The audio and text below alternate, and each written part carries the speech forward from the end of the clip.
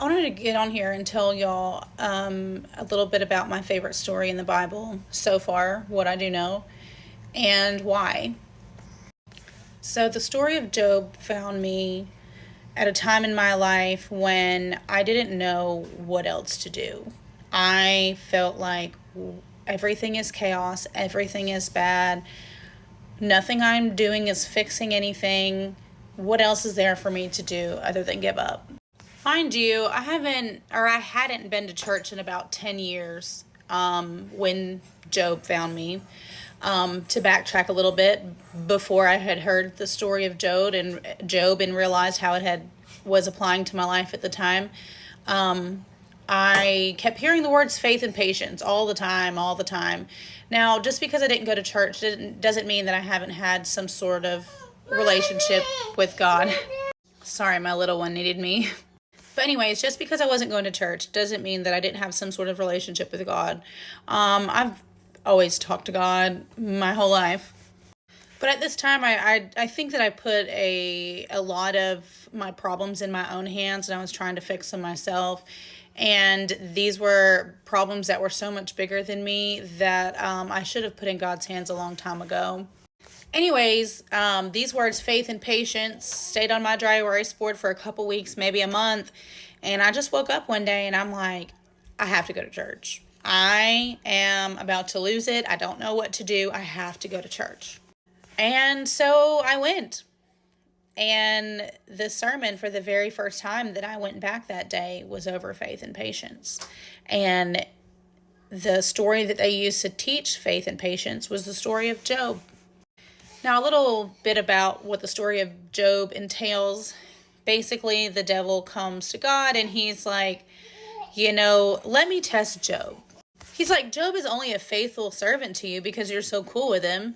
If he didn't have all these blessings in his life, he would curse your name, And God's like, oh, you think so? All right, put him to the test. God had faith in Job.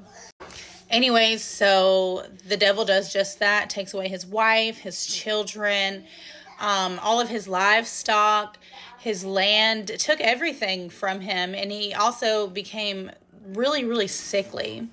And Job is confused, and he's praying to God, and he's like, I don't know what I did. What did I do? Why is this happening to me? So much that even people around Job are like, dude, you had to have done something. You are a bad person. This is happening to you for a reason. But even through all of that ridicule and everything, Job still got down on his knees and had faith in his Lord. And the devil's like, I give up.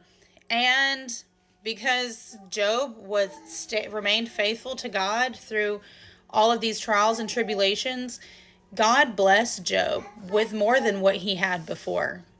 And if you are somebody who knows about my situation and what I'm going through, and you're like, how are you doing this? How are you making it? First of all, it's not me. I cannot do it by myself.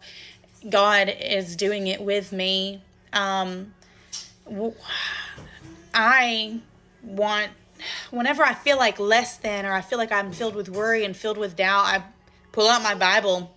I do. I pull out my Bible and I just read, and I don't really have to read a whole lot to read something that's impactful. Hang on. Sorry, my toddler was trying to steal juice from her big sister.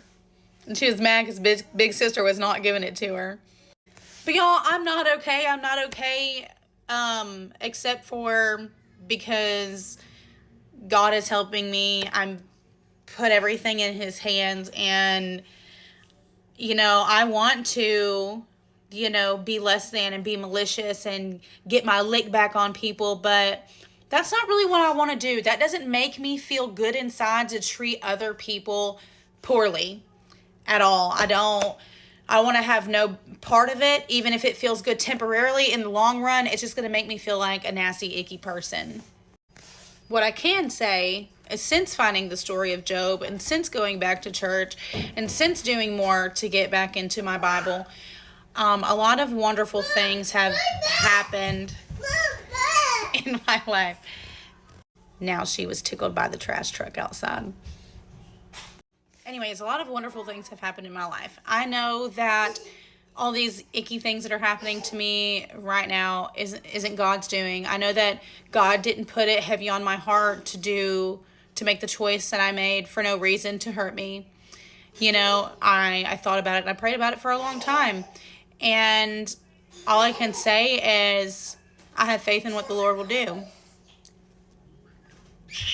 Undying faith. I don't know why. I don't know where. I mean, I do know why.